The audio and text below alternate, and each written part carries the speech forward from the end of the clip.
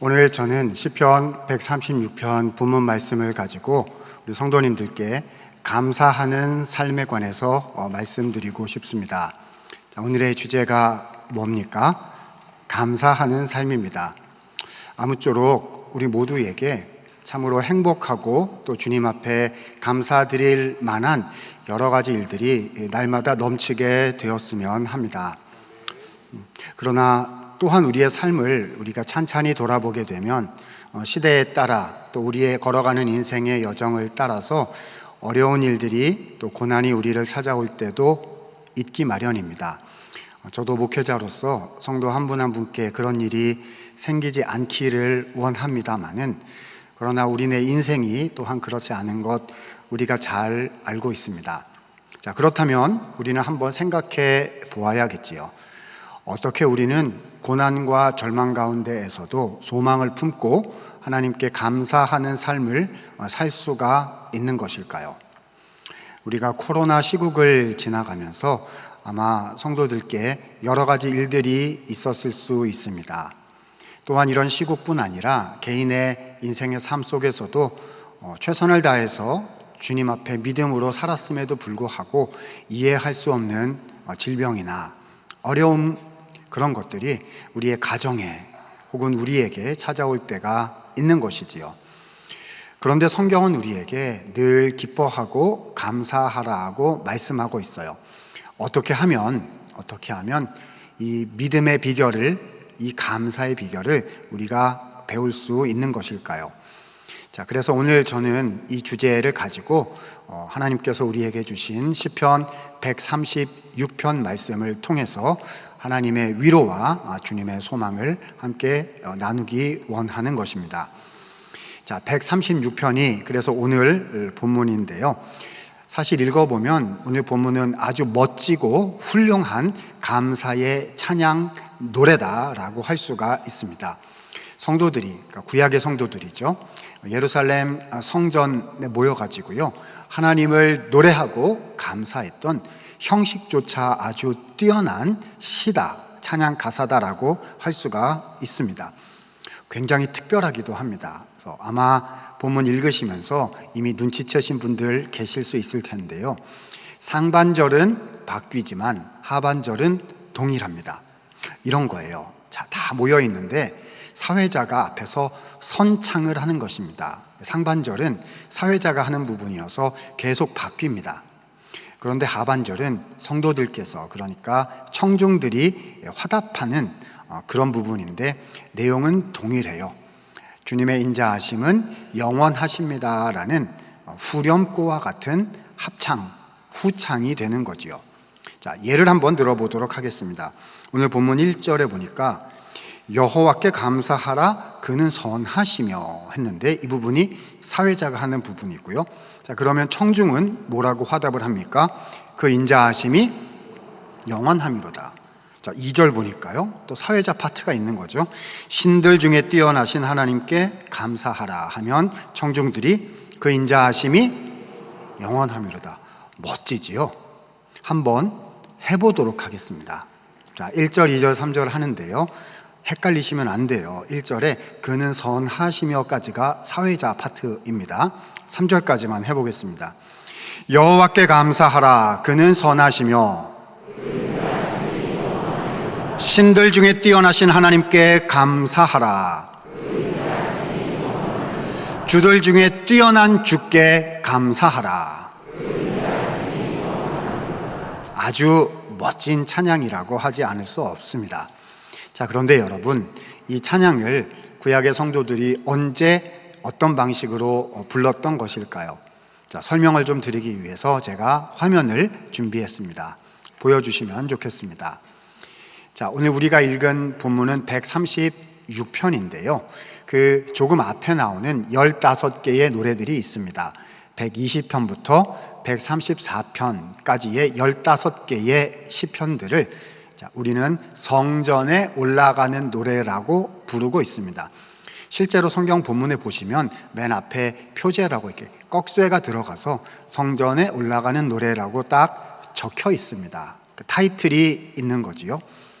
그런데 135, 6, 7 그렇죠? 요 세 편은 그 꺽쇠로 들어간 표제는 없어요.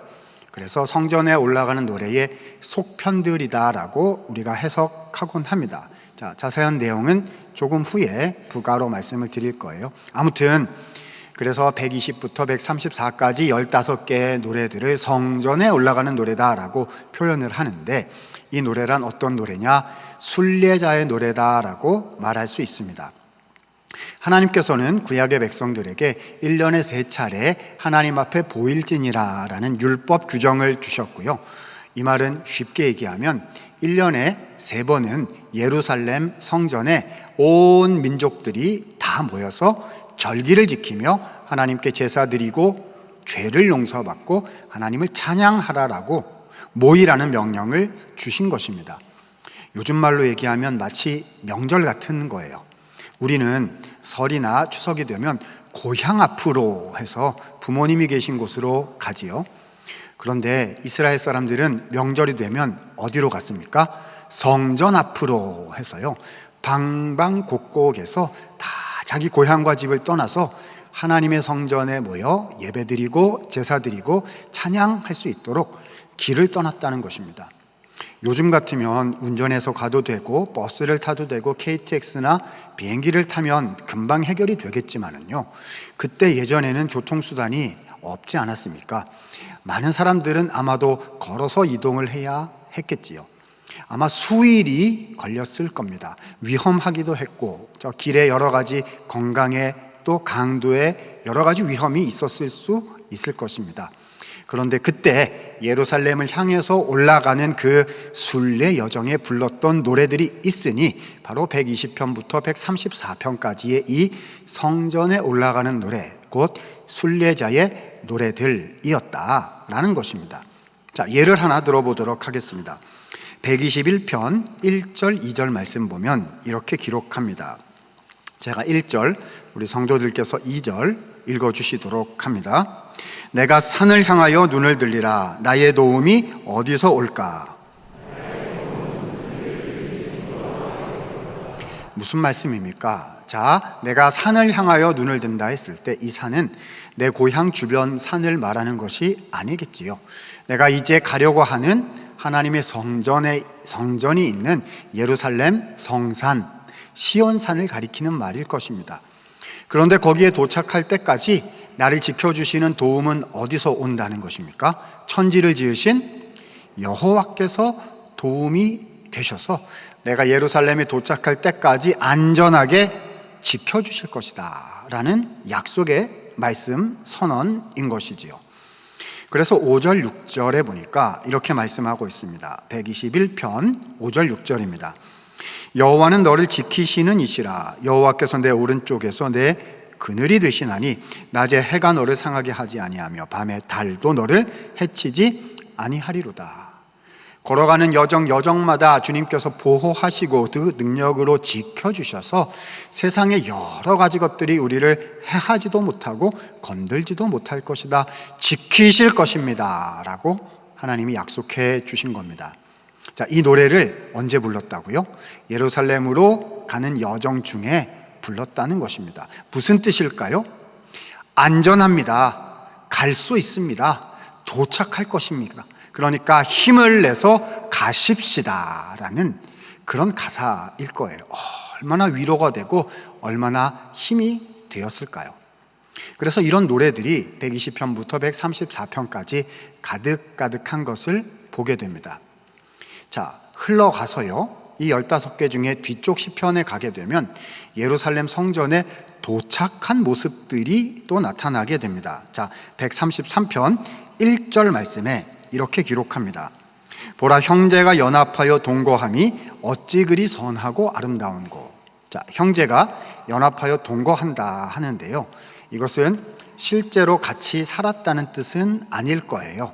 예루살렘 성전에 온 지파들이 방방곡곡해서 온 그 백성들이 드디어 함께 모였다는 것입니다. 예전 우리 명절 때 되면 다 같이 형제자매 자손들이 모인 것을 보시고 부모님들이 기뻐하시고 흡족해 하셨지요. 마찬가지입니다. 방방곡곡에서 모여든 이 백성들을 보신 우리 하나님께서 마음이 아주 흡족해 하시면서 형제 자매 백성들이 한 가족이지 않습니까? 함께 모여 주 안에 성도들이 교제하고 있으니 이 어찌 아름답고 선하지 아니한가라는 그런 내용인 거지요. 그래서 마지막 시편 134편에 보면 하나님을 찬송했다라고 말하고 있습니다. 보라, 밤에 여호와의 성전에 서 있는 여호와의 모든 종들아, 여호와를 송축하라. 성소를 향하여 너희의 손을 들고 여호와를 송축하라 라고 134편 말씀은 기록하고 있는 것입니다. 사랑하는 여러분, 너무 좋지 않습니까? 정말 행복했겠습니다. 정말 감사했겠습니다.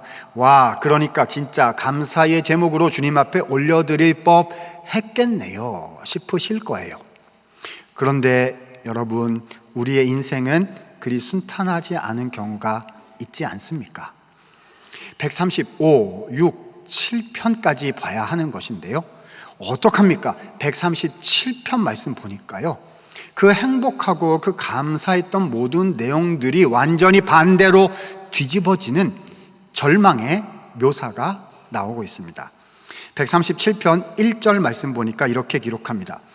우리가 바벨론의 여러 강변 거기에 앉아서 시온을 기억하며, 무엇했다는 거예요? 울었다. 어디에서요? 바벨론에서요. 아니, 무슨 이런 급속한 공간 이동이 있단 말입니까? 지금까지 어디로 올라왔어요? 예루살렘을 향하여, 성산을 향하여 주님 앞에 모여서 동거함이 어찌 그리 선하고 아름다운고, 손을 들고 여호와를 송축하라. 성전에 서 있는 너희들아. 얼마나 좋았습니까? 성전에서요. 그런데 지금 어디 와 있다는 것입니까? 바벨론이요. 무슨 뜻일까요? 주전 586년 바벨론의 침공으로 인하여 유다 왕국, 하나님의 백성들은 그 나라가 멸망하고 말았습니다. 성전은 회파되었고 모든 것이 불탔고요, 이 바벨론 이방 민족, 주님을 섬기지도 않는 우상을 섬기는 그 세상에 사람들이 와가지고 말입니다, 주님의 백성들을 이렇게 바벨론으로 포로로 끌고 갔다는 것입니다. 아니, 이런 일이 일어나면 안 되는 거 아닙니까? 하나님 약속하셨잖아요. 낮에 해와 밤의 달이 너를 해치 못할 것이다. 천지를 지으신 여호와께서 너희를 지켜주실 것이다 라고 철떡같이 주의 백성에게 약속을 해주셨는데, 이게 웬 말입니까? 성전에 있어야 하는 우리를 이렇게 끌어다가요, 그 사람들이 바벨론에다가 데려다 놨다는 것입니다. 하나님 어디 계십니까?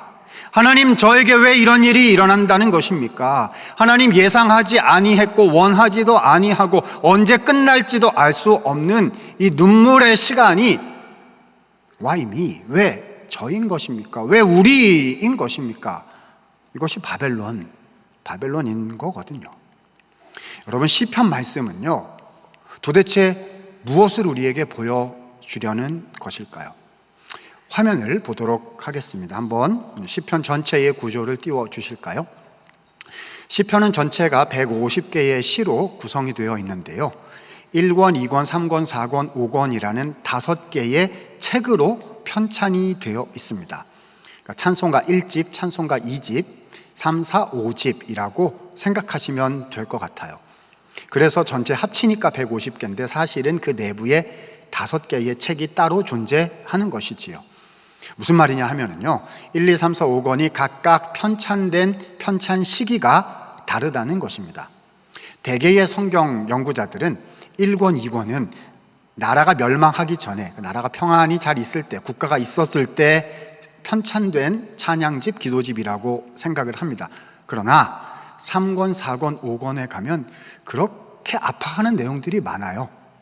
거기 가보면은요, 공동체가 아파하는 내용들이 꽤 많이 나옵니다. 무슨 얘기냐 하면, 그 노래들은 언제 지어졌던지 간에 멸망 이전에 지어진 노래들도 있겠죠. 우리 찬송가도 그렇잖아요. 읽어보시면 가사는 언제 지어졌고 곡조는 언제 지어졌고 막 때마다 다 다르잖아요. 지어진 것은 다르지만 3, 4, 5권은 편찬이 되었을 때가 나라가 멸망한 이후, 그러니까 성전도 무너지고 바벨론의 절망의 땅에 끌려가 있었던 그 아픔의 시기에 주님께 올려드릴 노래가 필요해서, 기도의 내용이 필요해서, 찬양이 필요해서 이렇게 묶었던 책이 3, 4, 5권이다 라고 대개 해석을 하고 있는 거예요.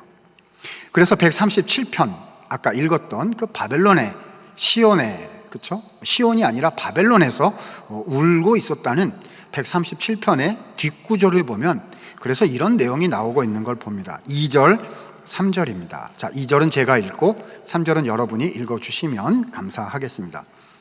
그 중에 버드나무에 우리가 우리의 수금을 걸었나니 읽습니다. 이는 우리를 사로잡은 자가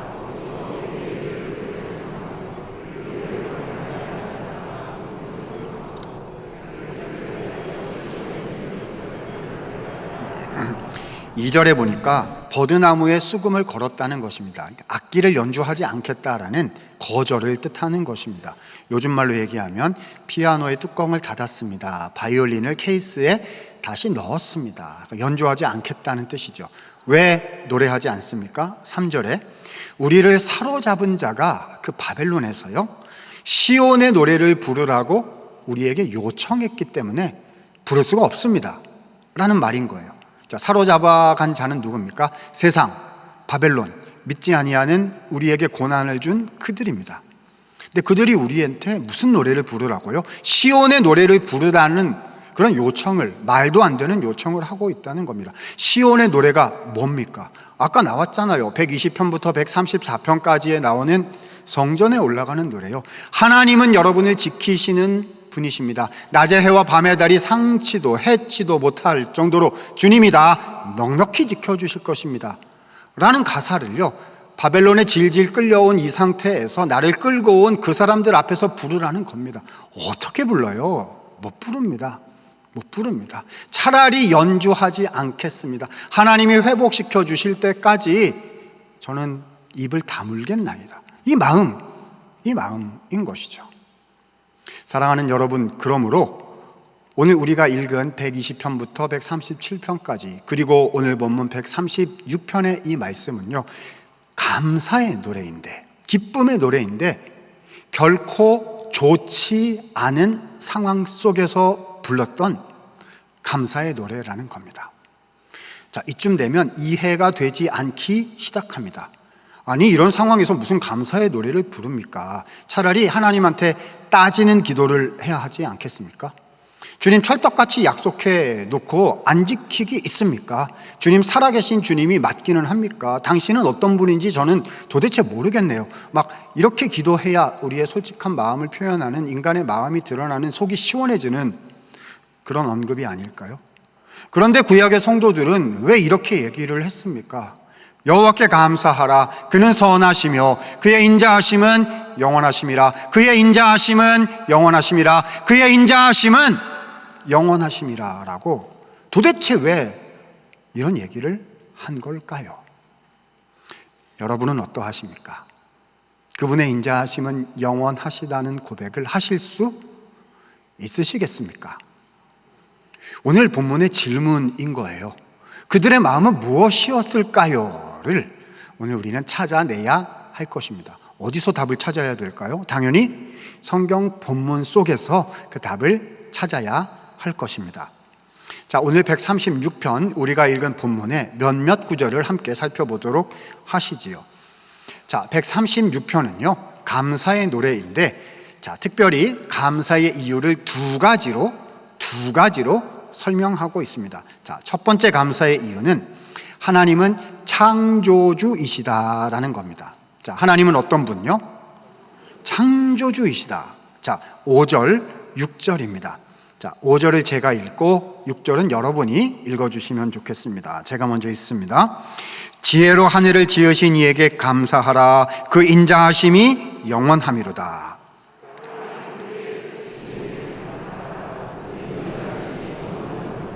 아멘. 자, 하늘과 땅을 지으신 분이시니까 감사하라는 것입니다. 내 상황이 어떠니까 감사하라가 아니고요, 하나님이 창조주이심으로 감사하라는 말씀입니다. 여러분, 창조가 무엇이지요? 불가능을 가능케 하는 것이 창조입니다. 더 정확하게 말하자면 뭘까요? 없는 것을 있게 하시는 것이 창조입니다. 우리 하나님은 창조주이신 줄로 믿으시기를 바랍니다. 하나님께는 불가능이 없으며 하나님께는 가능함만 있으세요. 왜냐하면 그분은 창조주이시기 때문입니다. 두 번째요, 하나님은 어떤 분인지를 계속 감사의 이유로 소개하고 있거든요. 두 번째는요, 하나님께서 그 창조의 능력으로 선조들을 출애굽시키신 분이시기 때문에 감사해야 된다라고 말합니다. 자, 출애굽의 하나님이시기 때문에 감사해야 한다라고 말하고 있는 거예요. 10절, 13절, 15절입니다. 자, 10절은 제가, 13절은 여러분, 15절은 다 함께 읽도록 합니다. 애굽의 장자를 치신 이에게 감사하라. 그 인자하심이 영원하미로다. 15절 함께 봅니다. 바로와 그의 군대를 홍해에 엎드러뜨리신 이에게 감사하라. 그 인자하심이 영원하미로다. 아멘. 홍해를 가르신 것은요, 바다를 가르신 것은 불가능한 거 아닙니까? 근데 이걸 가능케 하셨어요. 무슨 능력으로 하신 거지요? 창조의 능력으로. 바다를 만드신 분이 하나님이시기 때문에 홍해를 가르실 수가 있었던 것이지요. 그래서 주님은 애굽에 찾아오셔서 선조들을 출애굽시키시고 홍해를 가르시고 광야에서 만나와 메추라기를 주시고 그들을 인도하사 가나안 땅까지 들어가 승리하게 하시고 끝끝내 젖과 꿀이 흐르는 약속의 땅을 얻게 하셨더라 라고, 하나님이 이런 분이시다라고 소개하고 있는 것입니다. 여러분, 지금 이 상황이 뭘까요? 이 청중들이요, 시편 5권을 읽었던 이 사람들이요, 지금 바벨론에 와 있는 거 아닙니까? 그런데 언제적 얘기를 하고 있습니까? 창조적 얘기를 하더니 그 다음에는 출애굽 당시에 한참 거의 1000년에 가까운 옛날 선조들 이야기를 지금 하고 있는 것이거든요. 이런 겁니다.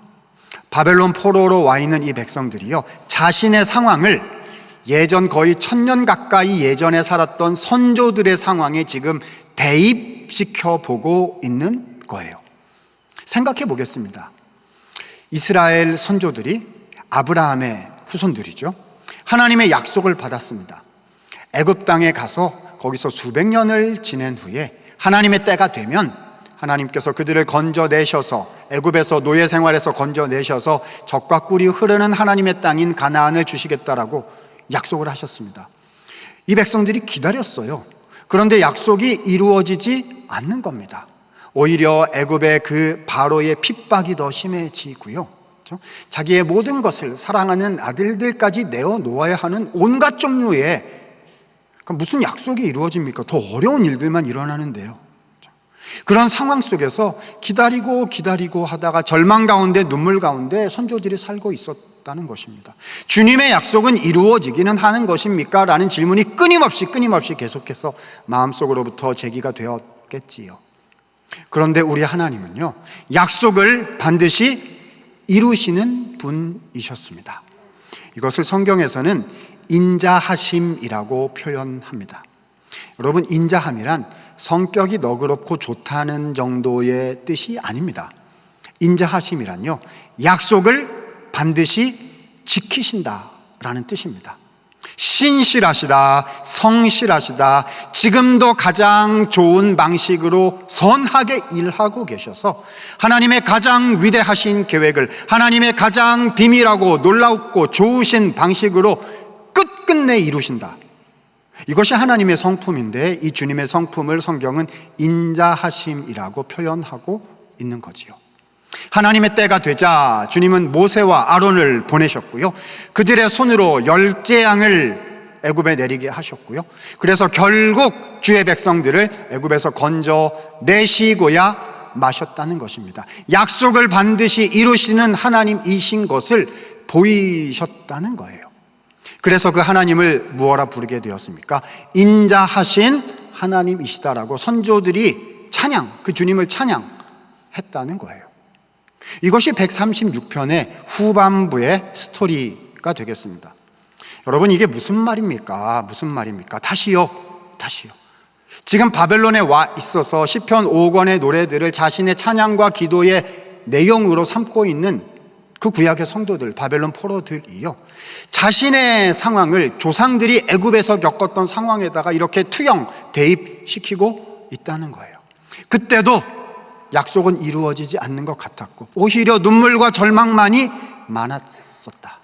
그러나 우리 하나님은 가장 비밀한 방식으로 일하고 계셨고 하나님의 때와 주의 방법을 따라 인자하신 하나님인 것을 친히 보이시면서 선조들에게 약속을 이루시는 능력을 경험케 하셨다는 것입니다. 그러니까 지금 바벨론에 와 있는 우리도 그 하나님의 인자하심을 기억하며 포기하지 않겠노라고.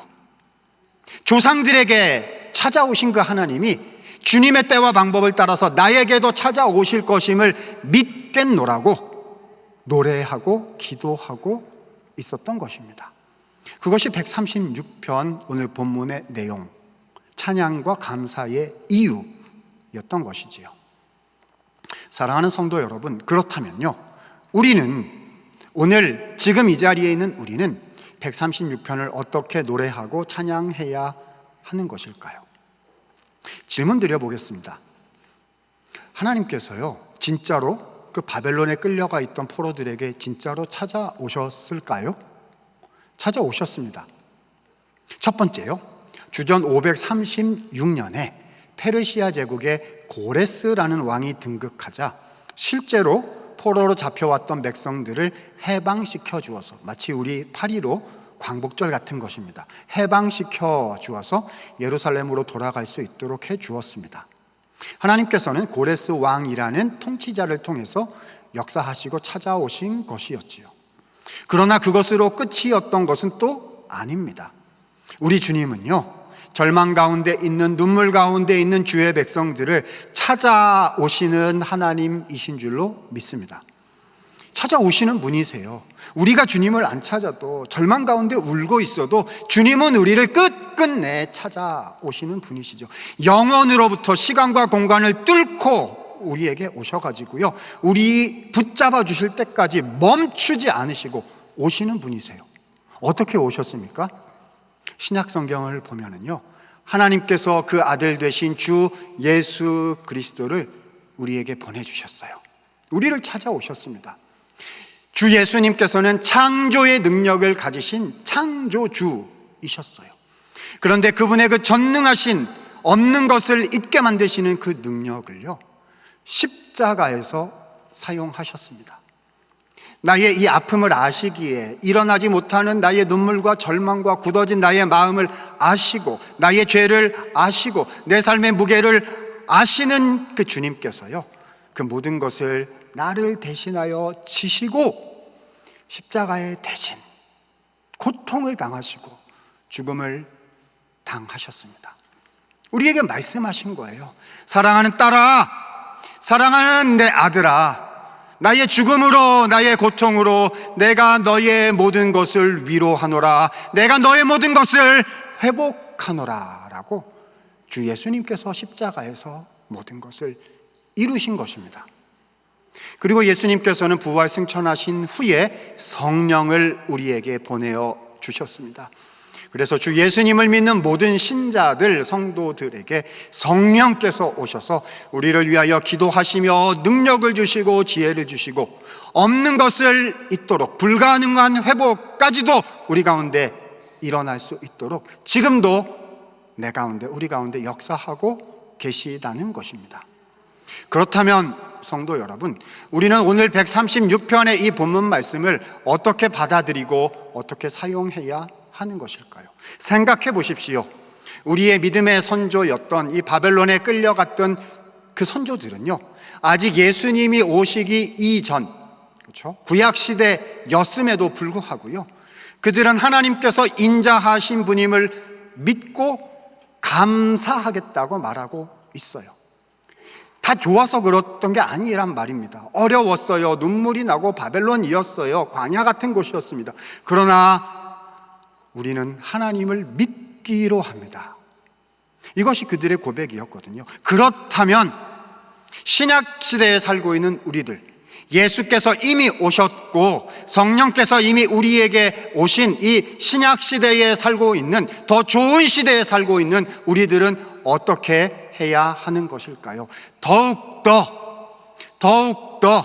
136편의 이 말씀을 나의 노래와 우리의 찬양과 우리의 기도의 제목으로 삼아야 하는 것 아니겠습니까?